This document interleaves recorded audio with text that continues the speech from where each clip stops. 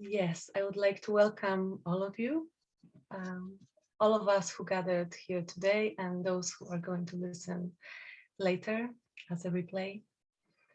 And I would like to introduce to you Leanne Edwards, who agreed to talk about relationships, intimacy, sexuality. And Leanne to me is a master of boundaries, and relationships to me are about boundaries and self-love, love and boundaries. And each time when I'm in Leanne's presence, I can feel those like healthy, beautiful boundaries that allow me to relate in a very conscious, aware, and healthy way. And we've known each other for a long time, and there has never been any misunderstanding because of those boundaries. And I totally appreciate that it was always, everything was always so clear in our meetings, in our cooperation. So I've learned a lot over the years, and I'm still learning. And yes, and Leanne is like a star sister to me. She's a person, a being who is helping people to evolve, to get to the core of who they are and to really express their light on this planet, to really embody their consciousness. So it's amazing work, and I'm really honored and happy to know you, Leanne, and I'm happy that you are in my life. Yeah, would you like to say something, like to add to that, and then I will open the space? Mostly, thank you for this invitation.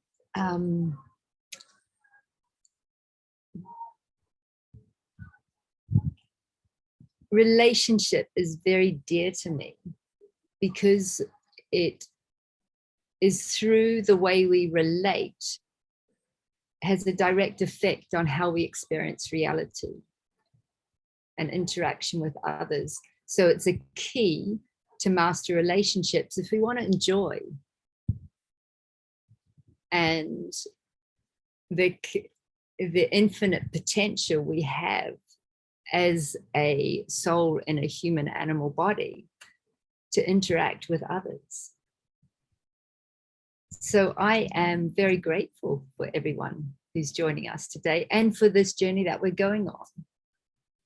Maybe we open the door and see what comes, what wants to be spoken on this Capricornian full moon.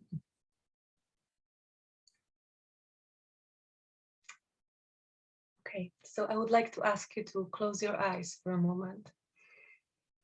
Please close your eyes and for a moment be with your breath and feel your breath anchoring you in your body, and feel how your breath is bringing life into your body, how it is awakening your body when it moves through you.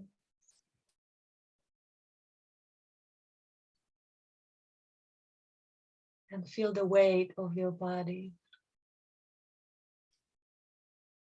the place where it touches the chair or the bed or the floor. And just become aware. Become aware of the boundaries of your physical body, of your skin, maybe your clothes on your skin or whatever is touching it.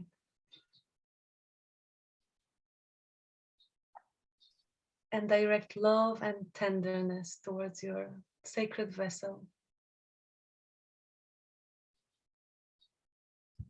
And thank your body for being there for you.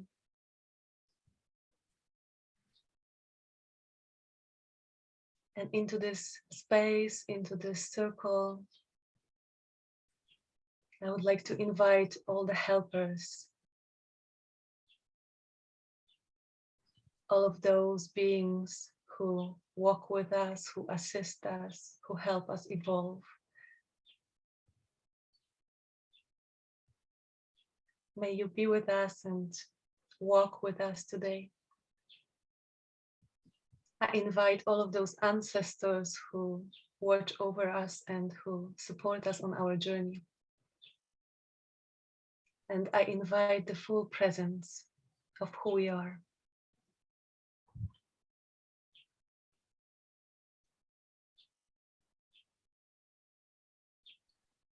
And all the beings that surround us in the place where we live, all of those who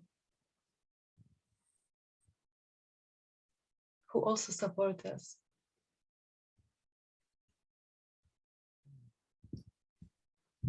So with deep gratitude in my heart, I open the sacred space for this journey. So whenever you are ready, you can open your eyes. Or not. Welcome one more time. I am really happy that we are embarking on this journey, and I'm going to hand the voice to Leanne right away to talk about relationships. Thank you, Kasia. You know, when I was a child, I remember a lot of adults saying, it's money makes the world go round. And I was pretty young at the time. And I was like, they say money makes the world go round, but all they talk about is relationships. So isn't it actually relationships that make the world go round? That may include our relationship with money, but it's actually relationships that make the world go round. It's what people spend so much time thinking about, talking about, trying to create or trying to fix. So after many years of exploring this topic myself through my own journey and working with others, I've found out certain keys that are the foundation of all our relationships. And these keys then have a direct effect on the depth of intimacy we have with ourselves and others, and also how we experience our sexuality. So let's explore them to start with. The keys I see as the foundation of relation are love, honor, respect, truth, transparency, and integrity, kindness, empathy, compassion, presence, and clear and conscious communication, which involves deep listening.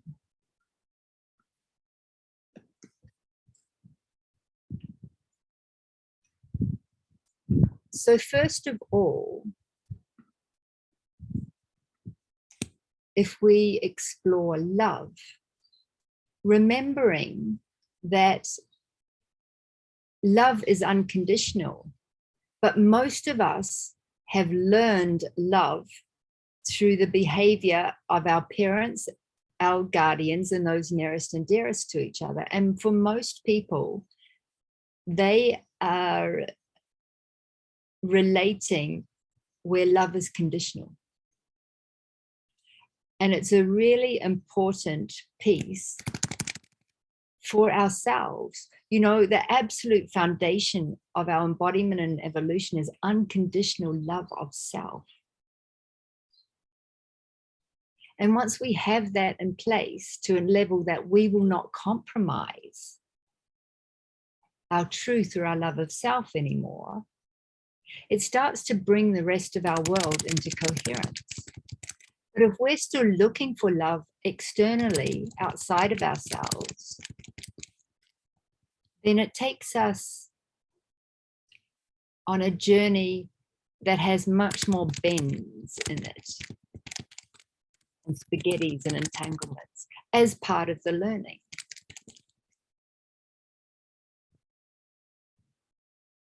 Honor. What is it to really honor ourselves? To honor our own body temple.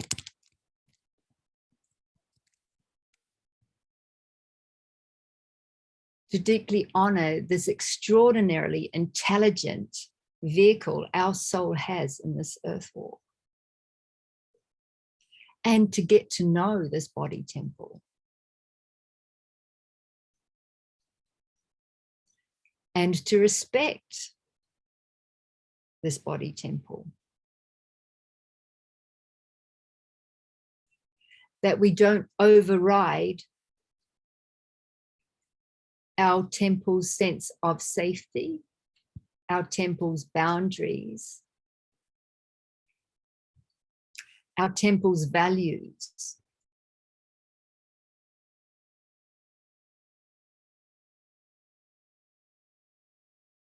Truth. When we come into truth with ourselves and stop bullshitting ourselves, quite honestly, but really deeply come into truth with ourselves, we are then able to see what is not true in our environment and in others.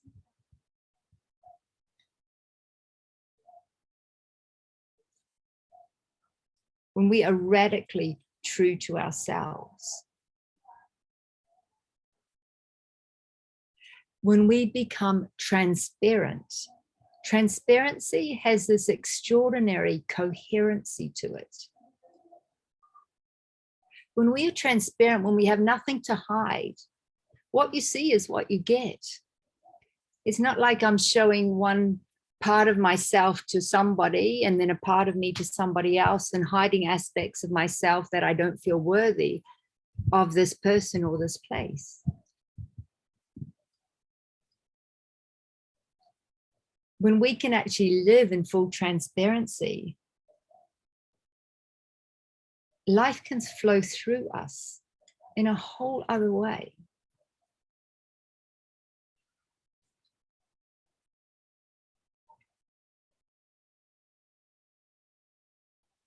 And integrity, we come into integrity with ourselves.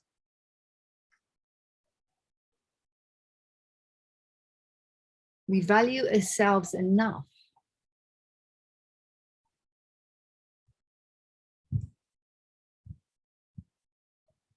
to make choices that are going to support us.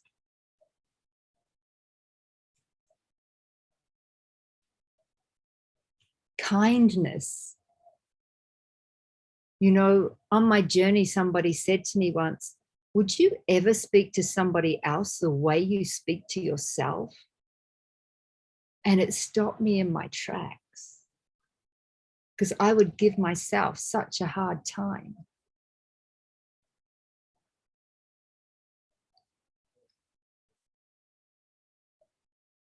Or criticize myself for something that had happened in the past without really empathizing with that version of myself, you know? I did not know then what I know now.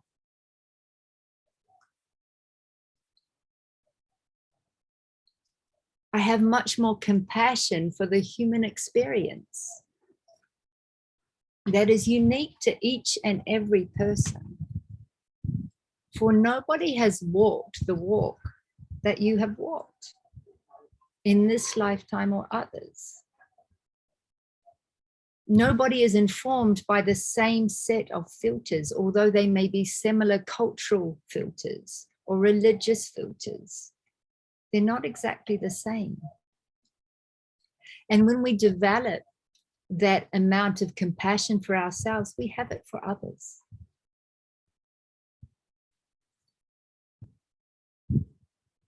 Presence. What does it mean to be fully present? It means that we no longer abandon ourselves. We no longer disassociate. from our physical body or our emotional body. It means that no matter what happens, we stay present to the experience.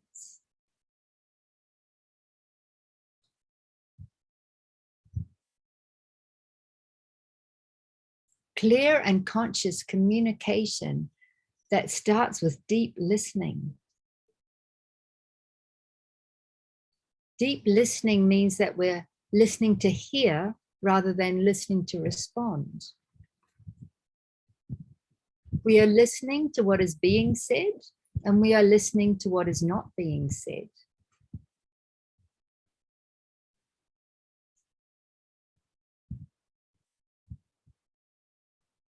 And that communication includes the ability to ask for what we want and communicate what we don't want.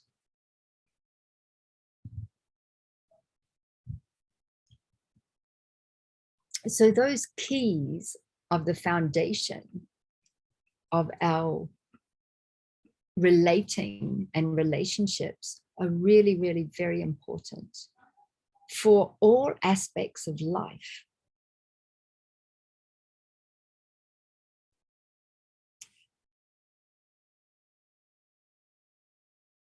And then we start to go on a relationship journey.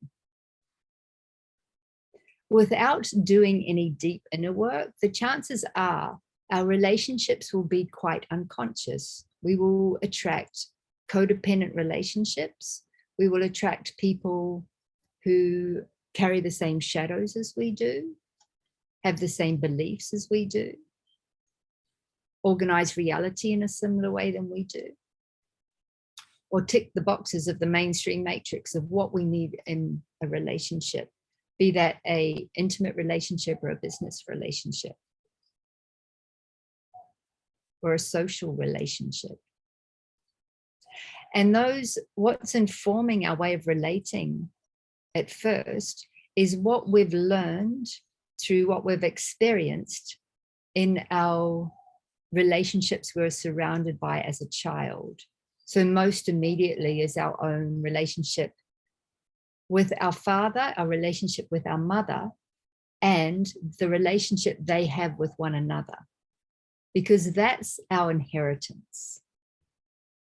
And without doing any personal work, the chances are we will recreate a similar experience that our parents have created for themselves, probably quite unconsciously, for they did not know better. They did not have the tools necessarily that we've had access to in this lifetime and timeline to start resolving the distortions of our family's life, our ancestors' lives, our cultural lives, and our humanity's lives. So some of the important pieces, if we want to evolve our relationships, is to do that foundational work with self. And that is bringing the Trinity into coherence, the mother aspect, our feminine, the father aspect, our masculine, and the inner child. Because once they come back into harmony together, once they come back into an unconditioning, loving relationship together, we're more inclined to start creating that in our external reality. And that's where we will move from unconscious relating into more conscious relating. And in more conscious relating, know that relationships can be a pathway to enlightenment if they're engaged with consciously. And that means taking responsibility for your experience within that relationship and not expecting the person you're relating with to fulfill every need you have on the planet. Many of us have been brought up on fairy tales and keep looking for Cinderella, Sleeping Beauty, or our knight in shining armor. the one and only to fulfill our every need. But life isn't like that. And as long as we keep expecting that, we'll keep expecting it and searching for it outside of ourselves and outside of our relationships. So conscious relating is fully much taking experience, full responsibility for our experience. And that starts with often creating fields of agreement in which to relate. Many people say a relationship may be for a reason, a season, or a lifetime. And relationships can dissolve and evolve through that period of time. So what I've found very useful for myself and with working with others is to create fields of agreement in relationship that will support you for now and for the next period of time. And it's a container, a field of agreement for a relationship is not a wedding ceremony that says, until death us do part, with an underline of happily ever after. It's creating a safe and sacred space that you can explore one another and different aspects of your relationship for a period of time and review it. And if a field of agreement is created in a really healthy way, they can be incredible vessels of growth, of embodiment and evolution that you're both committed to. What you're committing to is to love. You're committing to love and truth.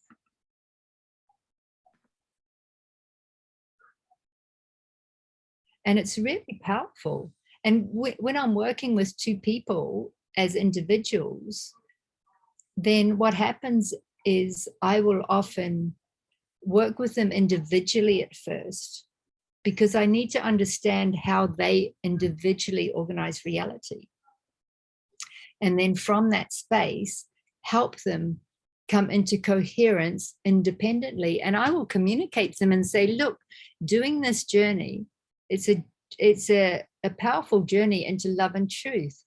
And it may bring you apart, or it may bring you into a deeper sense of union and togetherness, because it brings you into a deeper sense of self.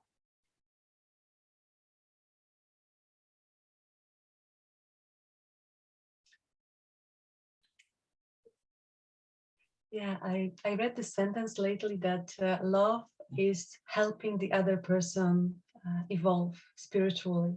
And I loved it, you know, but that's what love is assisting the other person in their growth. It is. Because love is unconditional. It just is.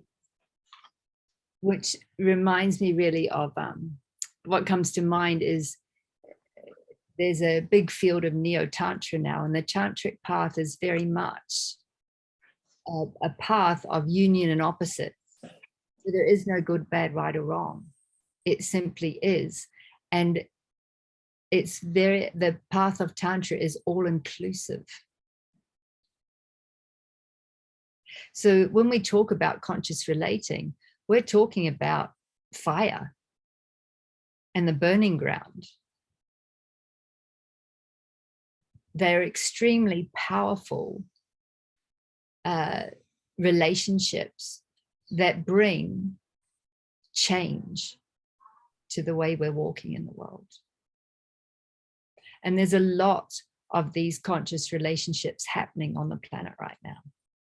And they may not be forever after or long periods of time, but they're coming together to meet in the fire of love and burn all that is not truth. And out of the ashes of conscious relationship is emerging evolutionary relationships.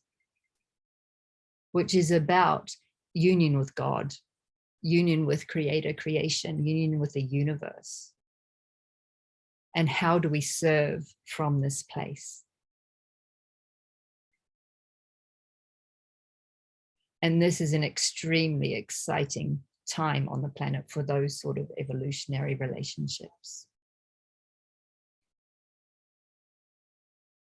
And also, be aware if you're on that stage of conscious relating and evolutionary relationships, that you no longer need to spend years realizing you've just been brought together to carry a whole bunch of past lives. Because many of us are here on this planet at this time to support the evolution of humanity, we are being brought together as a soul family, and a lot of us have history together. We're here currently birthing the sixth root race of humanity. And there's a good chance many of us have met between 3, 4, and 5 times before at great cycles of turning over time of the consciousness of humanity. So very, very important. If you feel that you're particularly drawn to somebody or repelled from them, ask to meet in presence together and do some eyes gazing together, breathe together, and ask to be shown what your history is. And it's really, there's a set of questions to ask, you know, have we met before? If so, how many times have we met before? And out of those meetings, is there coherence or are there any meetings in distortion? And if there's any meetings in distortion, ask to see what those meetings are about. So you can learn from the past and you no longer need to start relating to bring those distortions into coherence. You can resolve them. Once they're resolved and there's coherence, it's a good time to ask then, is this meeting for intimate relationship? Is it for co-creation? Is it for none or both? Yes, this is something that I made a mistake so many times in my life, that I met someone, a man, and it would be really powerful meeting with many signs, and I would be really drawn to that person. And I would think that this is for like lifetime relationship, and I'm going to be with this person and create an intimate relationship with. And then after some time, it would just spin downwards and become a hell. And then after many years, I realized that those were karmic relationships and I didn't have to go into any one of them. I could do what you were saying. If I knew at that time, I could do that and save myself a lot of time and a lot of energy and a lot of tears and a lot of entanglement. But I didn't know. I realized after many years. Yeah, so it's important. That's a prime example, you know. We don't make mistakes, we get presented with lessons. And once we learn the lessons, we don't have to repeat them. But we're sharing this with everyone now so that you're aware of it when you come into relationship. Don't just dive in head first saying, you know, this is my soulmate or my twin flame. This is it, the one and only I've been waiting for. You know, you can if you want, but the chances are you're diving into a fire. So be prepared to be burned. And that's what you'll create if you need to create that experience. But after we've done that once or twice, we become more aware. So we can bring more consciousness into that relating. And if you think about it, you know, a lot of people come together on the physical and then go and see if the rest of their levels and dimensions match up or meet up. And in this new earth we're birthing, that way of relating is getting inverted.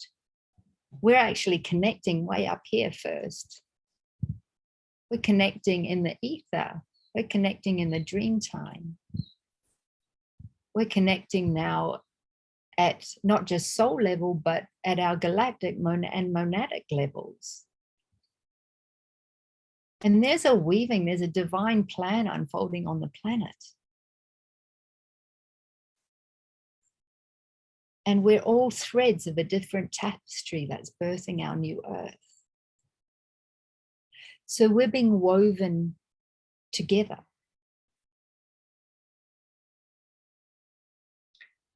At a level of intimacy that is so beautiful, that people often go into relationships because they want to experience intimacy.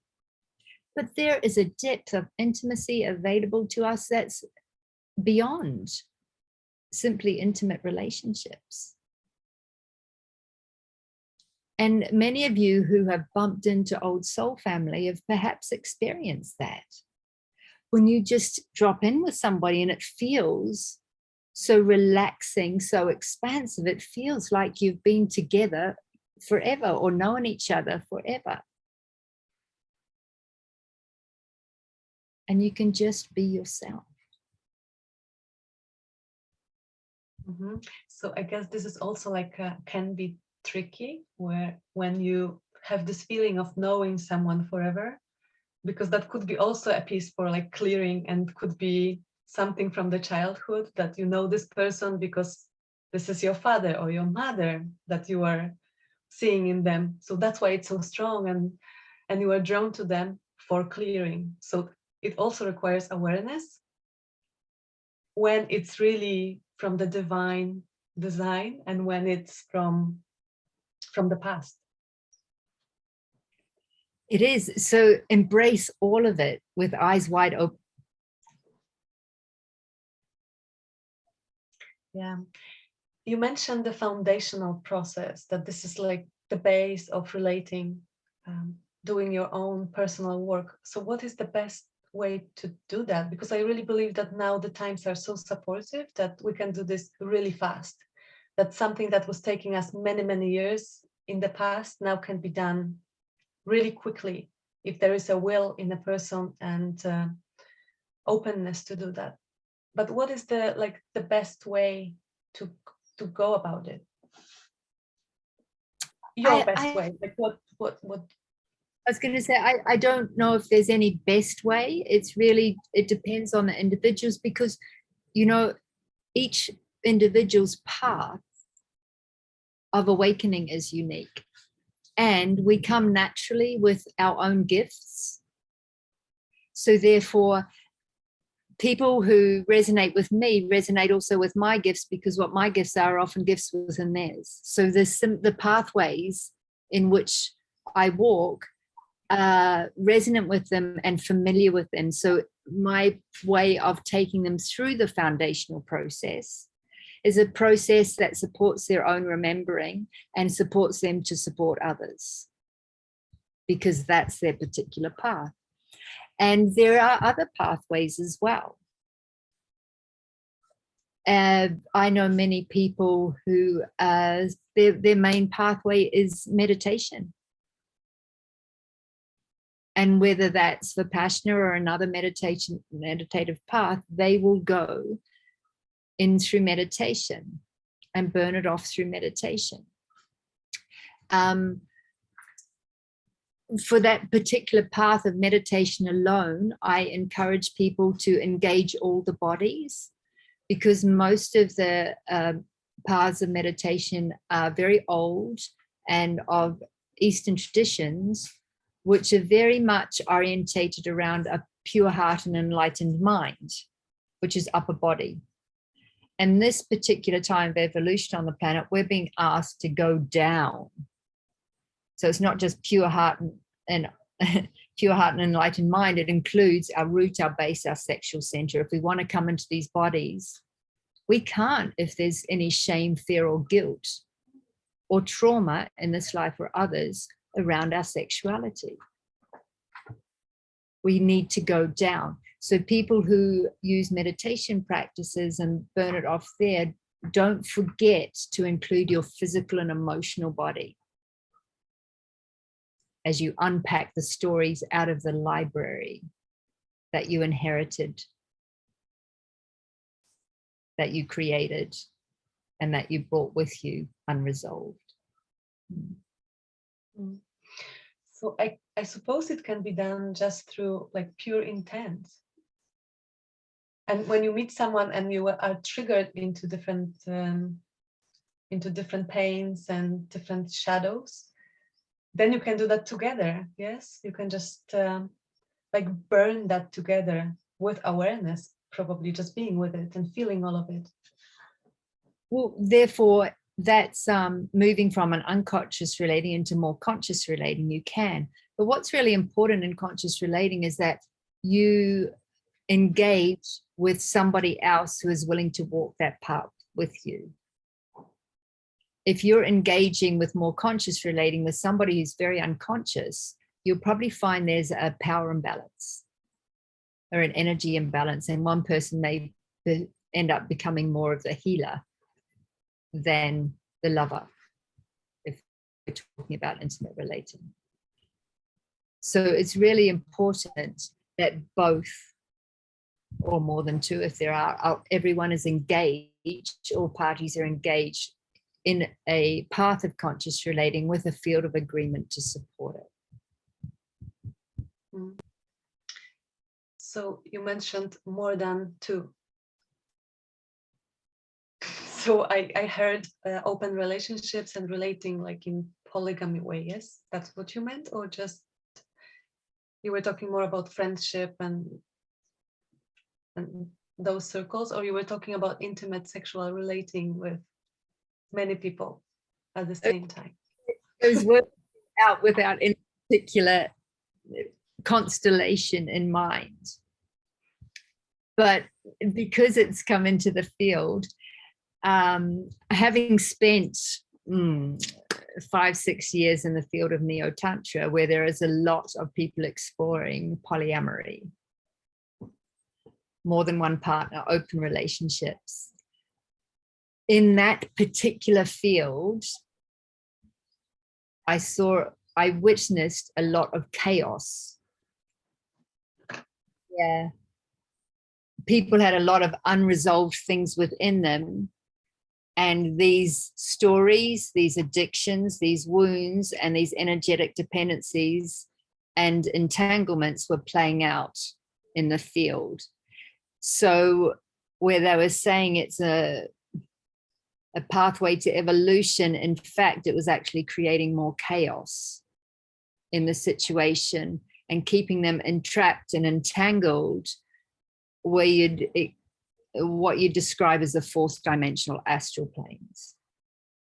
You used to call it energetic spaghetti, and I like that term. Yeah, it's a pretty major energetic spaghetti.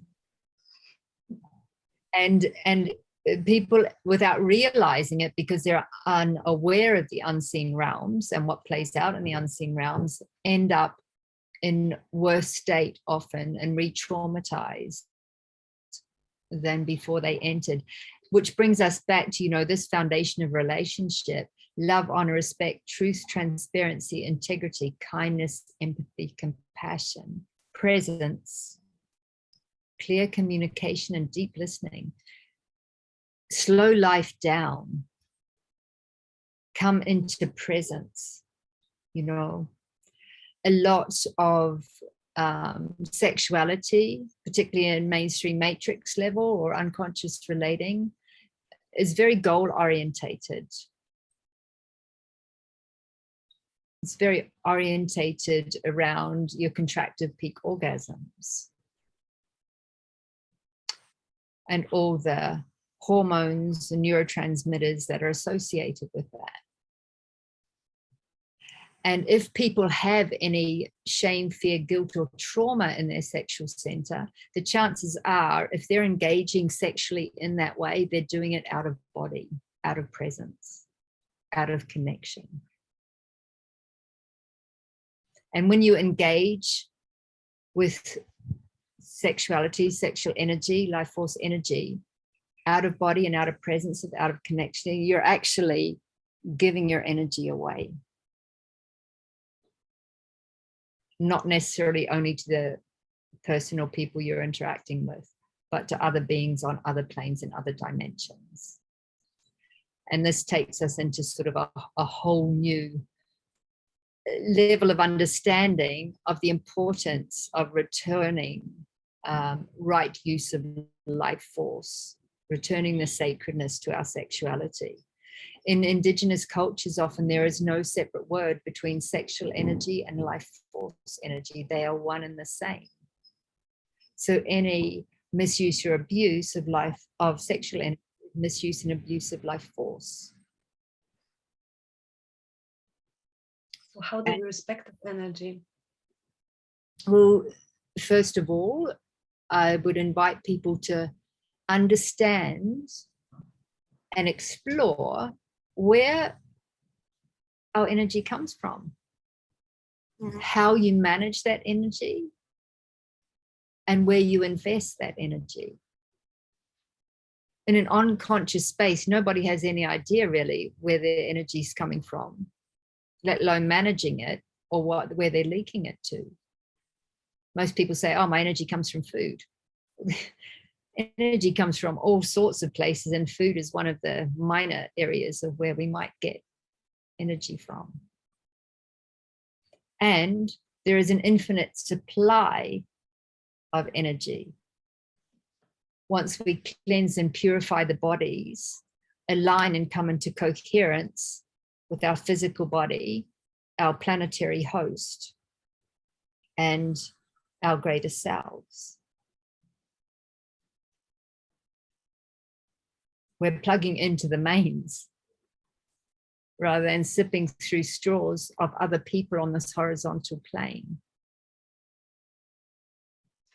Exactly, this is important, yes, because usually people, when they relate and they take and give energy, that's what happens. It happens on this plane, on the horizontal plane, and we are just feeding off each other, and that's what creates this entanglement, because people probably rarely come back into their center and rarely source energy from the source, so they are feeding off each other, and especially in sexuality, that creates a lot of entanglement.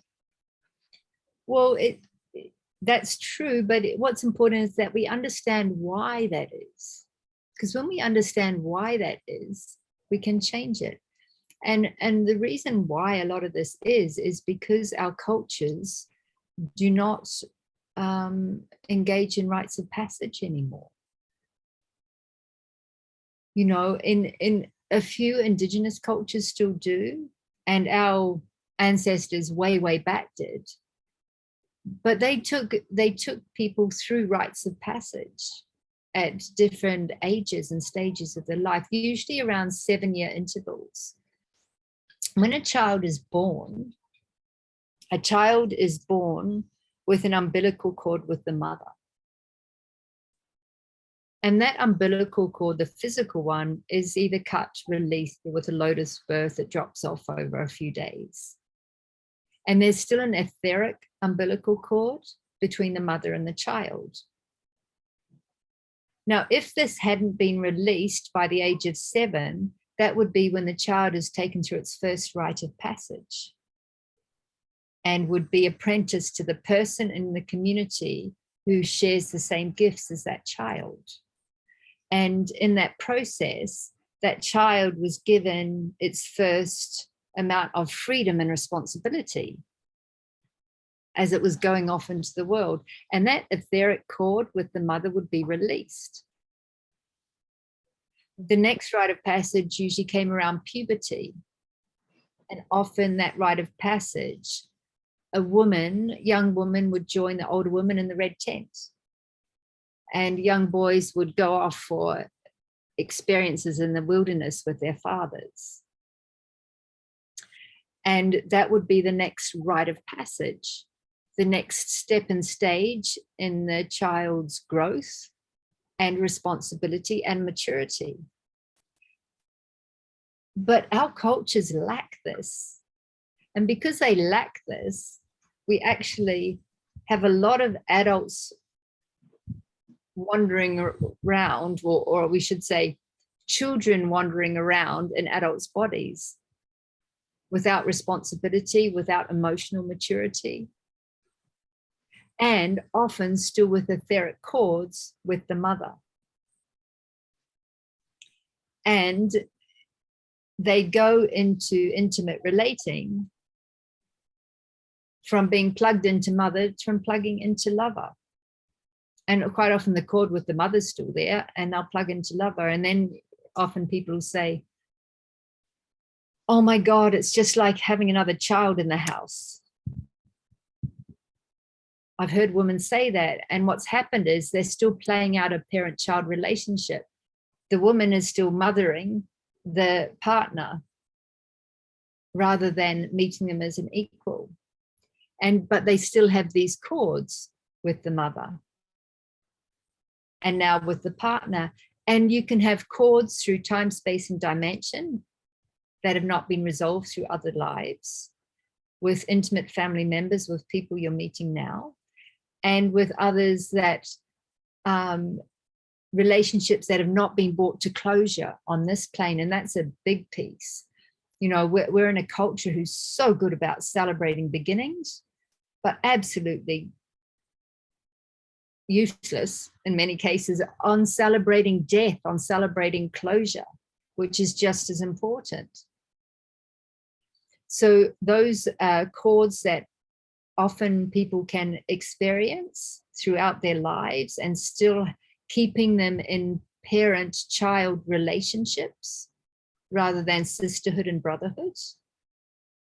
And another often I've witnessed is where young women have cords with their fathers as well, because their father is their first male God figure, which they project all their love onto. And in an ideal world, the father would say, you are beautiful, I love you, and not engage in the sexual projection of the energy that the young woman is innocently sharing toward her father. But because our fathers don't have education or experience, they don't know how to behave. And some will actually cut their daughter off and disassociate because they don't know how to deal with this energy from their teenage pubescent daughter. Some fathers may engage energetically with the energy, which strengthens that cord between father and daughter, or they can engage physically, or members of the family or close family may engage physically in that energy. And that's where we get a lot of incest and trauma and abuse. So really, really, really important. And another wound that I've often seen quite common is with boys who have had solo parenting by their mother, and where the mother has created an emotional dependence upon their son. So they've got the cord between mother and child, but then there's another one that's created this emotional dependence, and often sexual energy is involved. And if the love was unconditional, it actually trains the boys into being woman pleasers, because they know how to please their mother, because they had to please her to receive love. But buried beneath that in them is often a lot of anger towards women and a lot of frustration towards women. And these are all different potentials that many of us experience on this weird and wonderful journey of embodiment and evolution and being here in a human body. And that's why it's so important to know thyself and make that journey home to self. Yeah, it sounds that when someone is just waking up from like unconsciousness, that there's so much work to do to disentangle all of those threads from the past, from the future, from other dimensions, from the parents, from the lovers. It's a lot. And I believe that we are supported now in doing it quickly and swiftly. And very much so. And, you know, very much is to slow life down and be present in each moment. Because yeah, there's learning in our everyday experiences of relating with people, whoever they are, with all our encounters. There's so many gifts and so much intimacy to be experienced. So slow down and be aware of what is happening, yes? And then make a different choice than the pattern or whatever wants to come up spontaneously because it's wired in us. So just slow down and choose. That's what I'm hearing, yeah. Slow down, be present, breathe. And you know, the more coherence we create in our own bodies and systems on this earth, we can make love with love. We can have an ecstatic experience simply by being here. That's not dependent upon anyone or anything anymore. And that's actually how these human bodies are designed to experience themselves on earth. Yeah, I have been hearing that from you quite often, that you are making love to Gaia. Mm. And we all can. And in saying that, I have met, because I've worked a lot with men and women, I find that women are generally more readily able to come into that connection with their body and the earth, because they are also already in relation with their own cycles of menstruation. So that monthly cycle brings us into body, into presence, that we otherwise wouldn't naturally have so frequently. However, in saying that, I have worked with men who have found that deep connection to their body and the planet, and through their feminine nature and expression of sexuality. And it is so beautiful. I have a question, because there is this like belief, especially in Poland lately, that in Slavic tradition, men were taking their energy from the woman that they're close to. And that there's this widely held belief that men's energy comes from a woman that they are closest to, being it a mother, then a sister, then a lover. And I have this resistance to this thought, and I think it ties back into what you said about being connected to the mother and not having rite of passage, and not cut, that the cord is not cut, so we're still connected to a woman, like man is still connected to a woman. But there's this belief that that's how it is, and that's how energy operates, that a man is taking energy from a woman who is connected to the source. What do you think about that?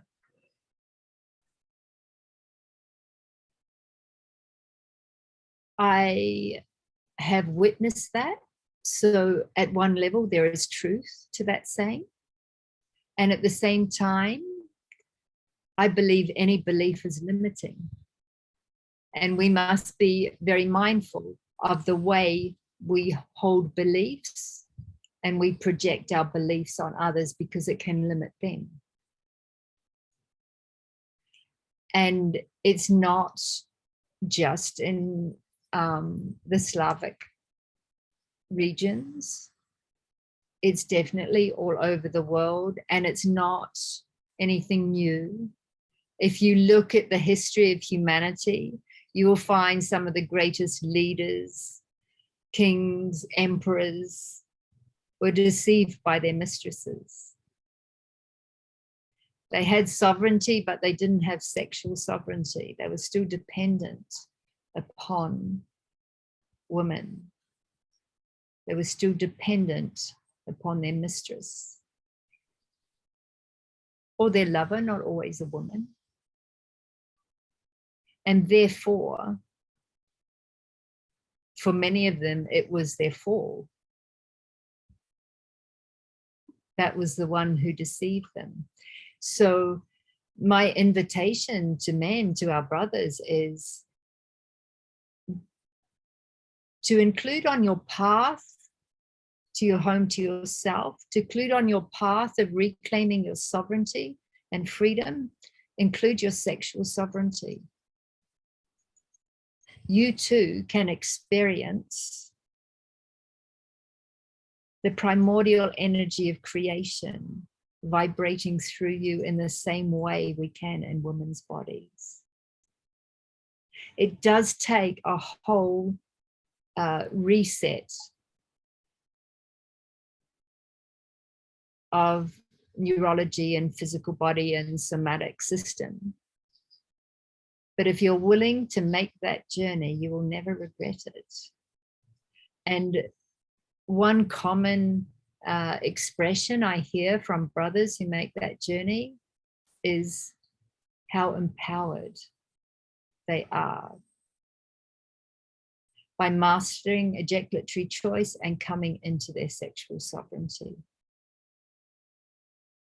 And it's very, very beautiful to witness. I feel very honored to have shared that journey with many brothers over the years.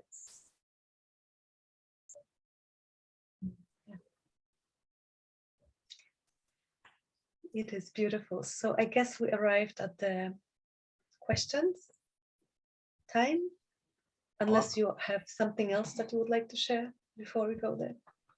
Welcome. If anybody has any questions, please share them. Yeah, and you can write the questions down in the chat box and then I will read them.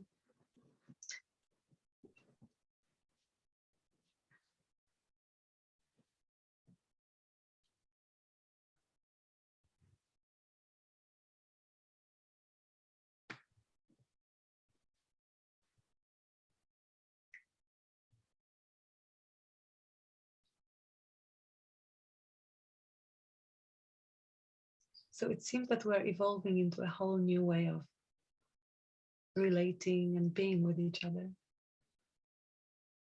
Like it's going to shift completely into something that we cannot even imagine yet.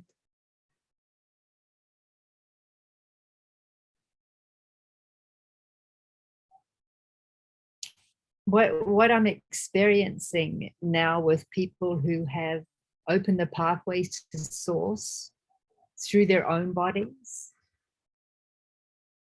and come into the new earth architecture is that when we come together, we are remembering what it is to live in a unified field of love and to operate as one consciousness. And it's extraordinary and beautiful, and it's not a few second contracted peak orgasm moment with God. It's this, we get to relax and expand into this field of love. We get to listen together. And this is the source process, yes, that you are doing. Yeah.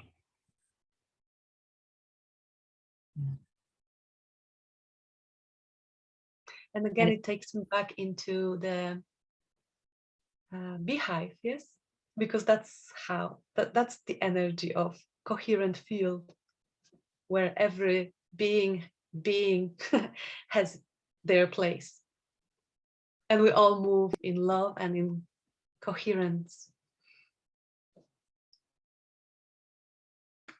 Yes, for those that may be aware, I've been on a journey with the bees now. came into my awareness and asked for support to create a yayasan, or a charity. And it's beautiful because the individual on the earth plane they brought me into relationship with is Jan the Bali Bee Man, who's a beautiful, humble man with a great big heart, because he's been living with bees for 7 years. And he has all the practical side of living with bees and beekeeping. And I'm coming in with a more metaphysical approach to who are the bees and why are they inviting me into this relationship, so that we may listen and serve them in what they have brought to humanity. No, they're not just a key species on our planet, but they also hold the template of Homo universalis. And if you look at that in an evolutionary process, we're being born in, except for the new ones, as Homo sapien. We become Homo luminous as we embody our soul consciousness. Homo galacticus when we come into coherence with our galactic selves, and then Homo universalis. And the bees carry the template of universalis, and they know what it's like to live in a unified field of love, because the frequency of the bee is the same as the heart chakra. And they understand what it is, that whatever action they take is for the greater good of all. Mm. This is really what's being called for as we come back into right relationship with ourselves, each other, and our environment at large.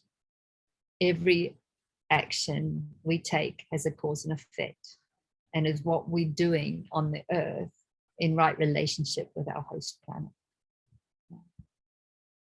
And every action has a cause and an effect, no matter if it's conscious or unconscious. It's just that. It ripples out. So there is a question. What is the primary practice, advice you have for obtaining sexual sovereignty? Thank you for your question, Jonathan. The references I can give you to take a look at is the Toltec dreaming shaman. They actually have a practice there that helps man create an etheric womb and connection with the etheric womb, as a woman's womb is the microcosm of the macrocosm, the womb of creation. Then we can feed consciousness to having a womb in a male body.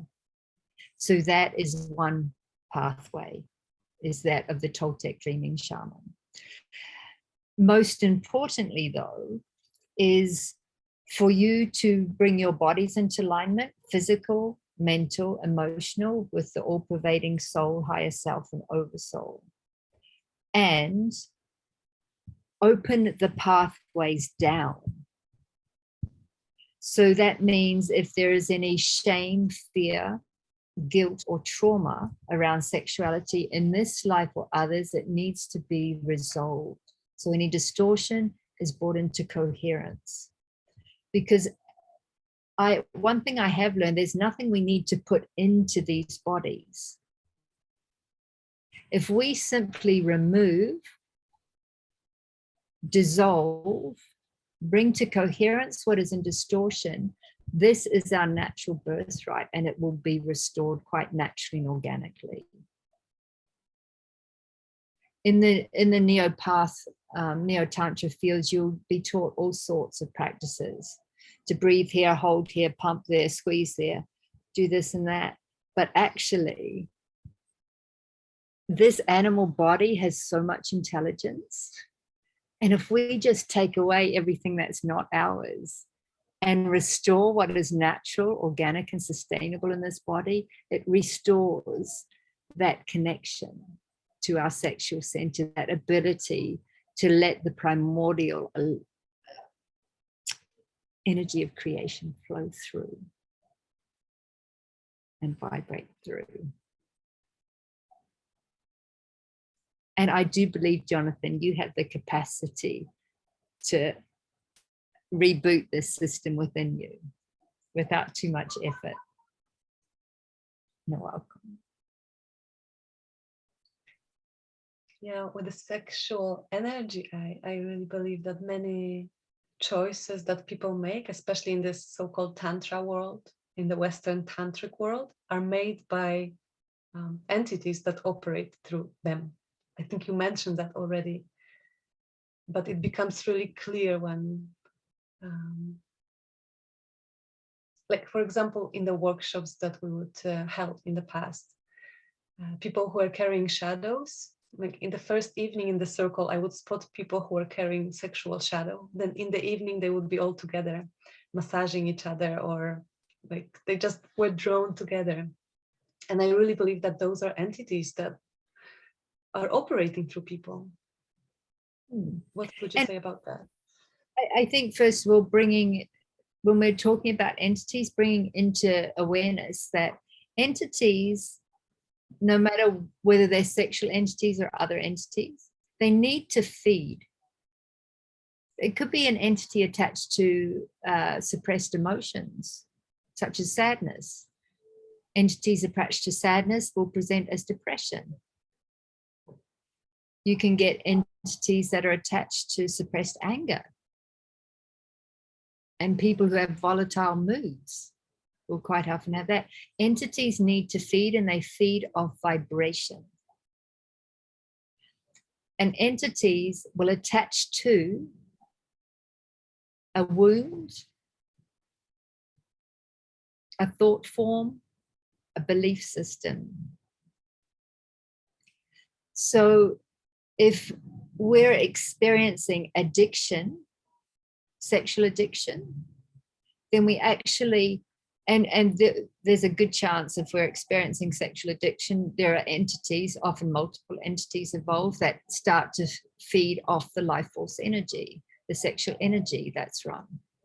And pornography is one of the huge shadowlands of sexual entities on our planet, and it's a huge influence on a lot of young men, you know.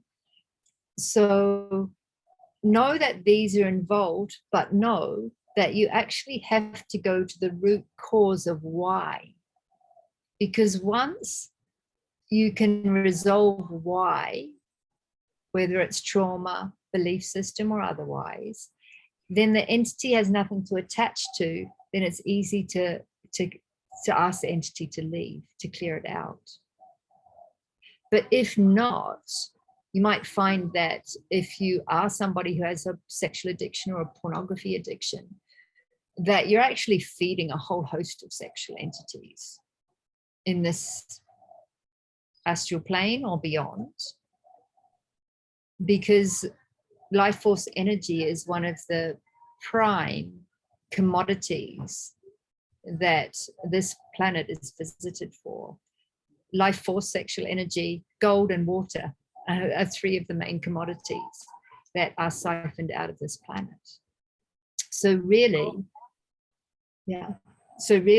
coming into right relationship with these beautiful human animal bodies and restoring the sacredness to sexuality and right use of life force is a major key to our evolutionary process.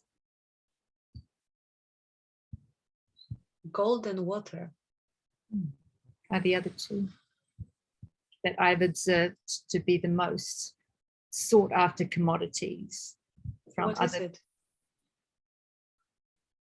But life force, sexual life force energy, it is quite often siphoned off the planet to grow all sorts of other things. What you've seen, Matrix exists. The Matrix is a documentary. It is not a sci-fi movie. What is gold and water? That was my question. Gold and water are two of the other. Gold and water, okay. That makes more sense. Okay, so then there is a comment question from Ania Mana. Thank you for sharing, Lian and Kasia, love you. Are you planning any workshops in Poland? Me, Not personally, no, because I actually have not been guided to hold any more retreats. Since I finished the work on all continents with women in 2015, all my work that I've been guided to since then is specifically bringing an individual into their self-sourcing sexual sovereignty, into their soul walk and work, and supporting them on their way, and specifically for sacred journeys. And for those that have opened the pathways to source, the invitation is open to join me on sacred journeys for particular planetary weavings to the sacred sites and power places on our planet. And the next journey I am leading is actually beginning on the 22nd of July. Mystery and Mastery, an Odyssey through ancient Egypt, which is very exciting. Yeah. And when you come to Poland one day, when the stars align, maybe we'll do a gathering. Yes, because I am not drawn to organize workshops either, but a gathering would be wonderful. So we'll see what the universe has in store for us. Okay, then Courtney, I have a question bubbling in the area of how to process resolving incoherence or conflict or disconnection energetically in any kind of relationship. For instance, I recognize I am a highly sensitive people pleaser that feels a lot when conflict or disharmony in relationship comes up. And I'm curious to hear what you'd say on how to process this in the moment, or process this with a person or by yourself without them. I tend to freeze and suppress these things or get too socially anxious and emotional. I'll just, for that question, Courtney, I'm just tuning into you in particular, if you could resolve this easily on your own. And I get a no. And sometimes we can't fix things for ourselves. It's really important to support ourselves with all the tools we have. But if we get stuck, rather than stay stuck for weeks, months, or years, seek external support. So if I tune into this situation,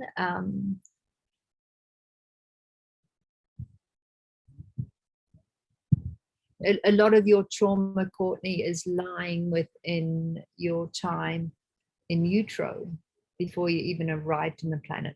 So we're looking at core pieces of your puzzle before you even arrived on the planet. So therefore, your chances are you don't have conscious memory of them. So you need support to go into the unconscious realms, because before, what you need to restore definitely is your relationship with your own body and with being here on the planet, and which is often the case with many starseeds and many empaths and sensitives.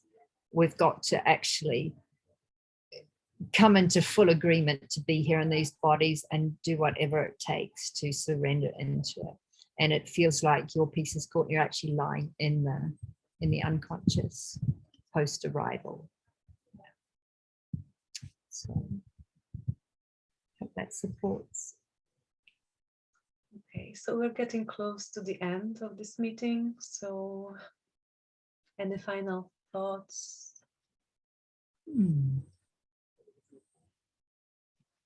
Just thank you for all who joined us with us.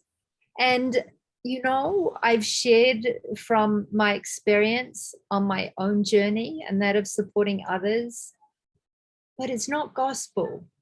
So please take whatever resonates, take whatever serves you, and make the most of it. Anything you're not sure of, yes or no, right or wrong, pop it on your etheric bookshelf, and as an invitation to attract your own experience, so that you know if this is true to you or not.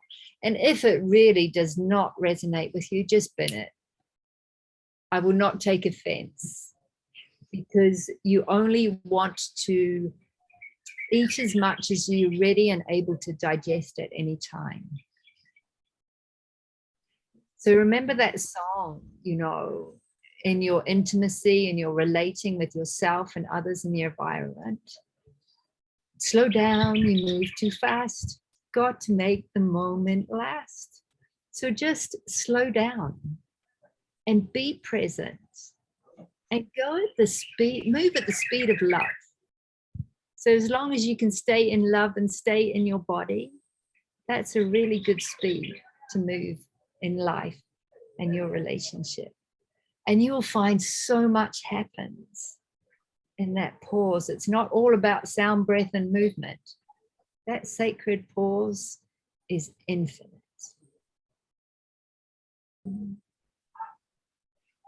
Thank you. Thank you, Kashu. I love what you said about this not being a gospel, especially that we all have our own path and our own understanding and our own connection. Yes, so we need to really look close what is vibrating in our heart. Yes, okay. So I'm going to close the space. Thank you, Leanne, for this. It was great. I'm going to listen to it again.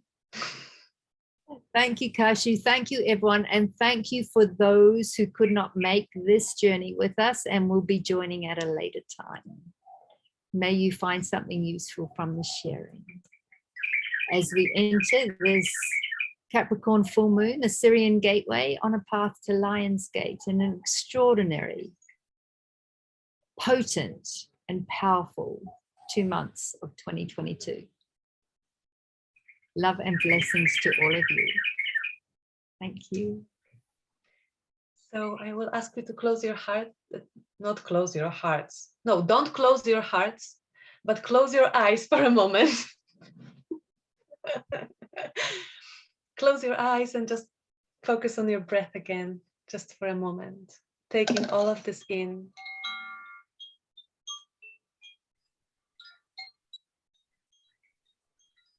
All of the energy that was created here, all of the love that was generated in this field.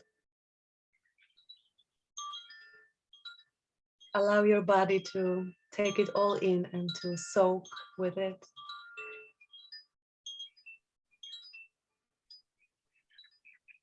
I would like to thank all the helpers, all the beings that were here with us on this journey. Thank you. And I would like to thank our sacred bodies, mental, emotional, physical, spiritual. And I am grateful for this circle and this evolution and this life. Whenever you are ready, you can open your eyes and go into your day.